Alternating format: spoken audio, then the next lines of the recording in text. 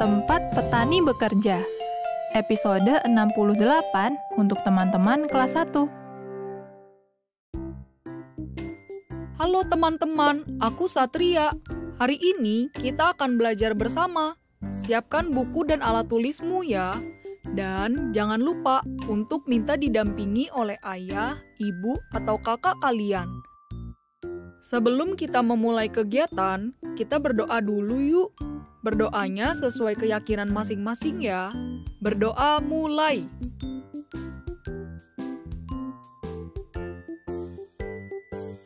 Berdoa selesai. Kamu tahu kan nama-nama hari? Kita sebutkan bersama ya. Menyebutkannya dengan suara yang keras. Senin, Selasa, Rabu, Kamis, Jumat, Sabtu, Minggu. Kalian pasti bingung, kenapa hari ini kita belajar di kebun? Karena aku mau membantu ibu memanen rambutan. Yuk teman-teman, kita panen rambutan.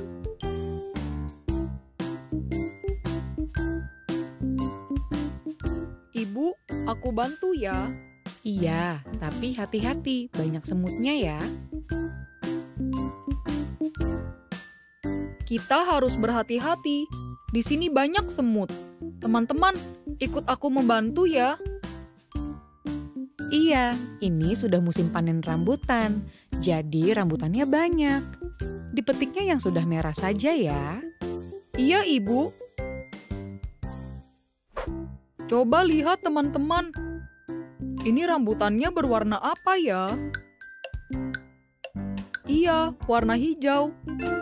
Yang warna hijau dipetik tidak ya?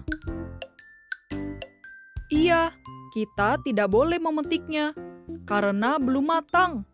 Terus yang boleh dipetik yang mana ya? Nah, itu ada rambutan berwarna merah. Boleh kita petik tidak? Boleh. Iya, kata ibu kita boleh memetik rambutan berwarna merah. Ini merah, boleh kita petik. Yang ini hijau, jangan dipetik.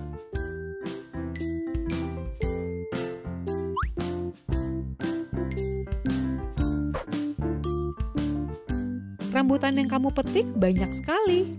Iya, Bu. Rambutan kita ada banyak sekali yang merah. Iya, karena ini sudah musim rambutan.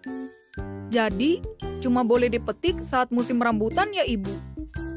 Iya, kalau belum musim, rambutannya belum berbuah.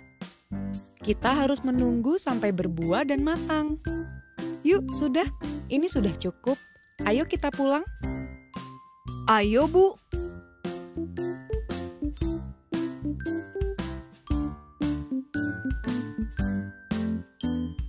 Ibu, kenapa sih kebun kita disebut kebun rambutan? Kenapa bukan sawah rambutan? Sawah dan kebun itu berbeda. Bedanya apa, Bu? Kebun itu lahan yang ditanami satu jenis pohon dan bisa bertahan lama. Buahnya tidak habis dalam sekali panen. Seperti kebun rambutan kita, atau kamu lihat kebun durian itu. Dan di sebelahnya ada kebun pisang. Tanaman di kebun itu, kalau sudah dipanen, pohonnya tidak perlu ditanami lagi. Tinggal tunggu berbuah. Oh, seperti itu ya, Bu? Iya. Nah, sekarang lihat ke sebelah kiri kamu. Ada tanaman apa? Pohon singkong, Bu. Kalau sebelah kanan, Sayur kol. iya, benar. Itu disebutnya ladang. Memangnya beda ladang dan kebun apa, Bu? Ladang itu tanah yang subur dan bisa ditanami apa saja. Biasanya tumbuhannya sekali panen. Misalnya ladang ubi dan sayuran. Seperti kol itu. Coba kamu sebutkan tumbuhan apa lagi yang bisa ditanam di ladang. Itu, Bu, ladang jagung dan ladang wortel. Ya, pintar. Kalau yang itu apa namanya? Sawah, Bu. Benar, biasanya sawah hanya ditanami apa? Padi. Iya, semua yang bekerja di sawah, ladang, ataupun kebun namanya petani. Wah, ternyata petani ada banyak sekali ya, Bu. Memang banyak, karena Indonesia adalah negara yang subur. Sebagian besar penduduknya bekerja di bidang pertanian atau bercocok tanam. Sekarang kamu sudah tahu kan apa perbedaannya sawah, ladang, dan kebun? Sudah, Bu. Kita lanjutkan belajarnya di rumah ya. Tapi ingat, cuci tangan dan kakimu dulu. Oke, Bu.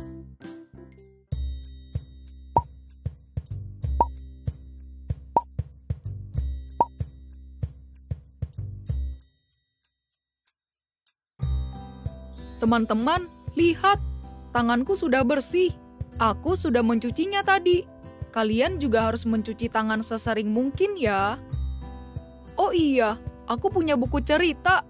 Yuk, kita minta bacakan buku ceritanya ke Ibu.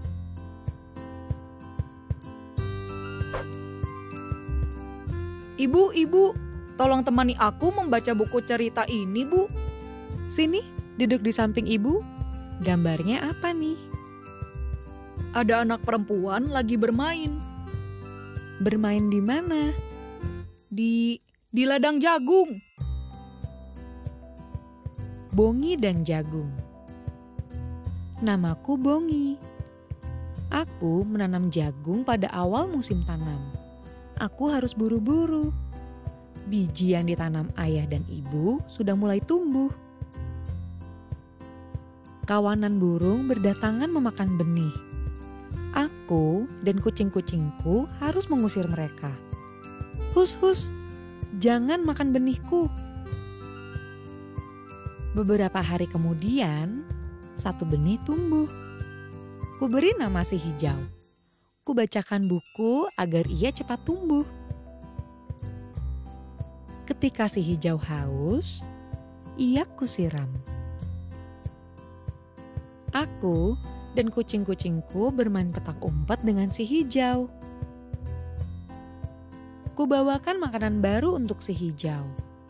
Namanya pupuk. Si hijau tumbuh tinggi setiap hari. Suatu hari, kulihat lebah berbicara dengan tanaman lain. Mereka bilang, sebentar lagi jagung akan berbuah. Ku berlari kencang menuju si hijau. Tanaman ibu dan ibuku terlihat bahagia. Mengapa si hijau sedih sekali? Kutanya teman-temannya, mengapa si hijau sedih? Siput tidak tahu. Ulat tidak tahu. Hanya katak yang menjawab. Katanya, wak-wak. Lalu ia melompat ke kolam. Apa maksudnya? Oh, aku tahu. Di sekitar si hijau terlalu banyak air. Kugali parit agar airnya mengalir. Kadang aku sulit menemukan si hijau. Kian lama, ia makin mirip dengan yang lain. Kuikat pita merah di rambut jagungnya. Sekarang, si hijau terlihat dengan jelas. 2 minggu berlalu, si hijau bertambah tinggi. Akhirnya musim panen tiba. Si hijau memberiku hadiah, jagung. Hasil panen jagung kami menggunung. Kupanjat dan kuletakkan si hijau di puncaknya. Begitu ceritanya. Aku suka sekali ceritanya.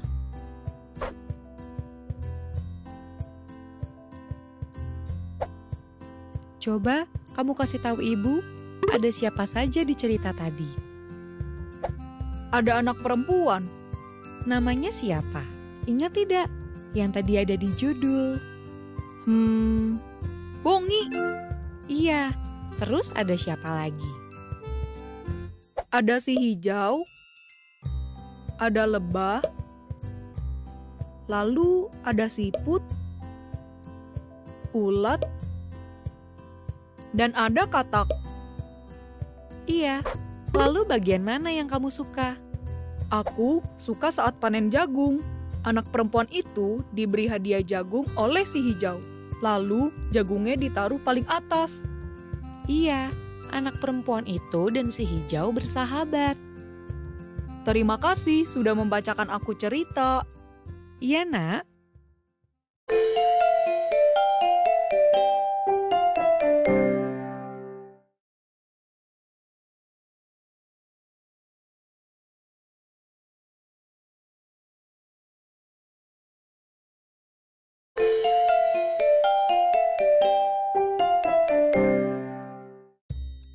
Teman-teman, kalian tadi juga mendengar cerita Bongi dan Jagung. Dari cerita itu, kita mendapat dua kata baru, yaitu jagung dan benih. Nanti kalian gambarkan dua kata baru tadi ya. Ingat, jagung dan benih. Kalian tahu tidak bagaimana gambar jagung dan benih? Jagung yang seperti ini. Dan benih yang seperti ini. Bentuknya seperti biji-bijian.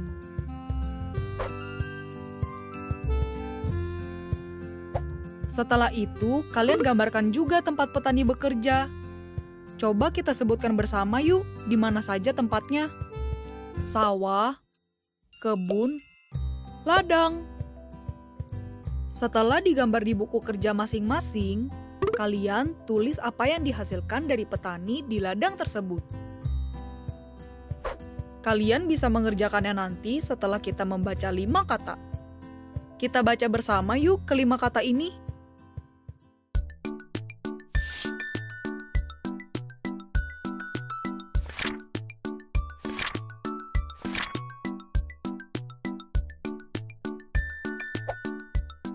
Ini dibacanya apa?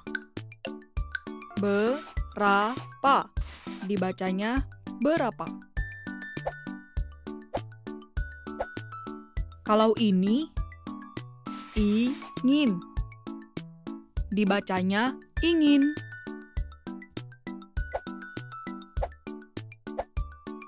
Kata yang ini dibacanya apa? Ayo, kita baca dengan suara yang keras, teman-teman. Sekarang. Dibacanya sekarang. Teman-teman, kita baca bersama lagi ya. Tahu. Dibacanya tahu. Sekarang kata yang terakhir. Bacanya yang keras ya. Terima. Dibacanya terima. Kita sudah selesai membaca kelima kata ini. Wah, terima kasih. Kalian sudah membantuku.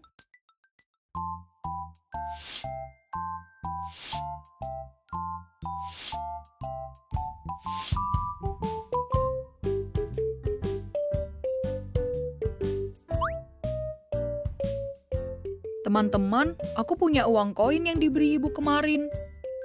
Kalau aku mau membeli 1 arem-arem dan 1 buah apel, cukup tidak ya uangnya? Bantu aku menghitungnya yuk.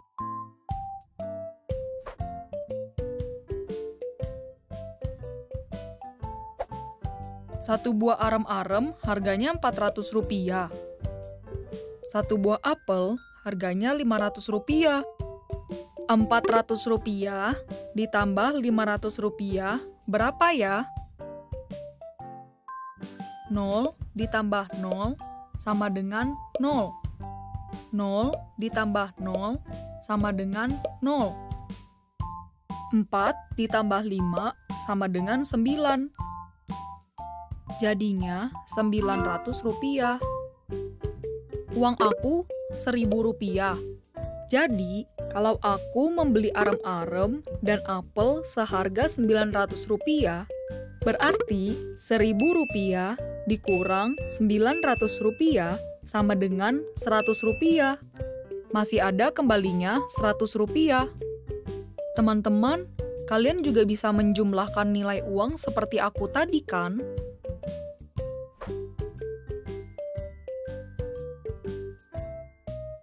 Misalnya, aku punya 3 keping uang logam Rp100, 2 keping uang logam Rp200, dan 2 keping uang logam Rp500. Aku beritahu cara menghitungnya ya. 1 keping uang logam ini nilainya Rp100. Kalau ada 2 keping uang, nilainya Rp200. Kalau ada 3 keping, nilainya Rp300. 4 keping, nilainya Rp400. 5 keping, Rp500. Dan 6 keping, Rp600. Kalau yang ini, 1 kepingnya Rp200. Kalau 2 keping nilainya melompat 200, jadinya Rp400. Kalau 3 keping, nilainya melompat lagi menjadi Rp600. 4 keping menjadi Rp800, 5 keping menjadi Rp1.000, dan 6 keping menjadi Rp1.200. Nah, yang ini 1 kepingnya Rp500. Kalau 2 keping, nilainya melompat 500, jadinya Rp1.000. Kalau 3 keping, nilainya menjadi Rp1.500. 4 keping menjadi Rp2.000. 5 keping menjadi Rp2.500. Dan 6 keping menjadi Rp3.000. Lalu, yang ini angkanya ada 4. 1, 0, 0, dan 0. Ini namanya 1.000. 1 uang logam ini nilainya Rp1.000. Kalau 2 keping uang logam ini nilainya melompat 1.000, jadinya Rp2.000. Kalau 3 keping berarti Rp3.000. 4 keping menjadi Rp4.000. 5 keping menjadi Rp5.000. Dan 6 keping menjadi Rp6.000. Untuk menjumlahkan nilai uang, kita harus memulai dari mata uang yang terkecil. Seperti ini. 2 uang logam bernilai Rp100 ditambah Rp200 sama dengan Rp300. 3 uang logam bernilai Rp100 ditambah Rp200 ditambah Rp500 sama dengan Rp800.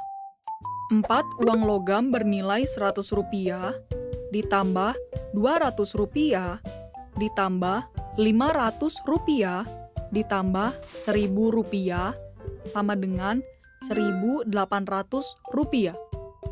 Dalam menjumlahkan nilai mata uang, harus sesuai dengan nilai tempatnya. Misalnya, Rp100 ditambah Rp200 ditambah Rp500 ditambah Rp1.000 sama dengan, kita hitung yang ratusannya dulu. Rp100 ditambah Rp200 ditambah Rp500 sama dengan Rp800. Lalu, 1.000 ditambah 800 sama dengan 1.800. Dalam nilai uang disebutnya Rp1.800. Begitu teman-teman. Yuk, sekarang kita mengerjakan soal latihan.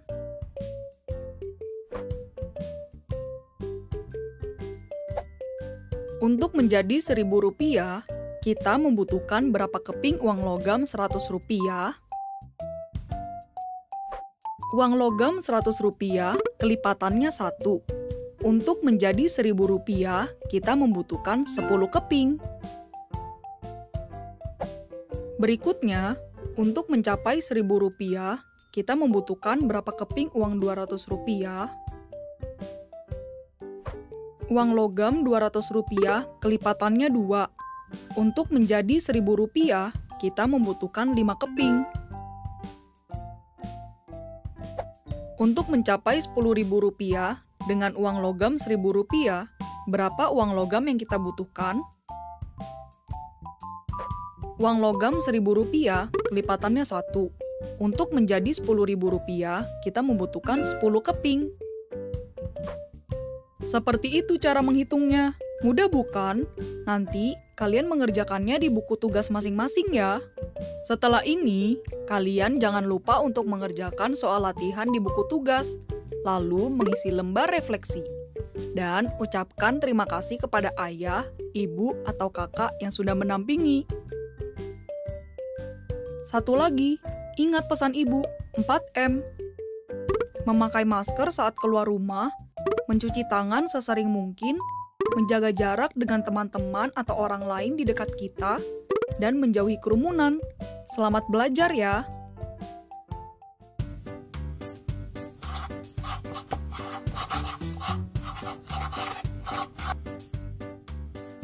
Wah, kita sudah belajar banyak hal hari ini. Kita sudah mempelajari perbedaan sawah, ladang, dan kebun. Kita juga sudah mendengarkan cerita Bongi dan Jagung. Terus, kita sudah menggambar 2 kata baru, membaca 5 kata, dan menjumlahkan nilai uang. Sampai jumpa lagi besok ya. Dadah! Sekarang tetap belajar dari rumah ya teman-teman. Jaga jarak, rajin cuci tangan, dan pakai masker agar kita mencegah penyebaran COVID-19. Sampai jumpa!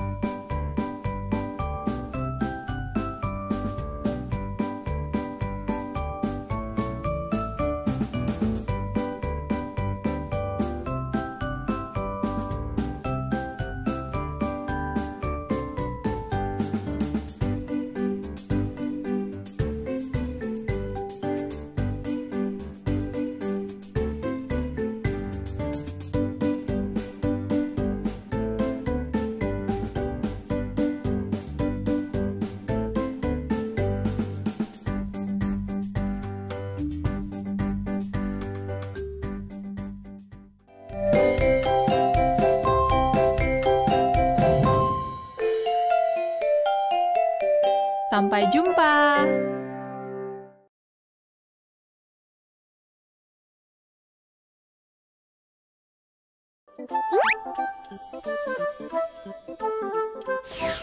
Halo sahabat Dikbud, di masa kebiasaan baru seperti sekarang ini, ingat selalu pesan ibu. Keluar rumah kalau penting saja ya nak, ingat untuk selalu 3M. 3M itu mudah dilakukan dan bisa mencegah penyebaran virus corona. Menggunakan masker, mencuci tangan dengan sabun dan air mengalir, menjaga jarak. Sahabat Dikbud, kalau kamu sayang keluarga, jangan bawa virus ke rumah ya. Ingat pesan ibu, ingat 3M.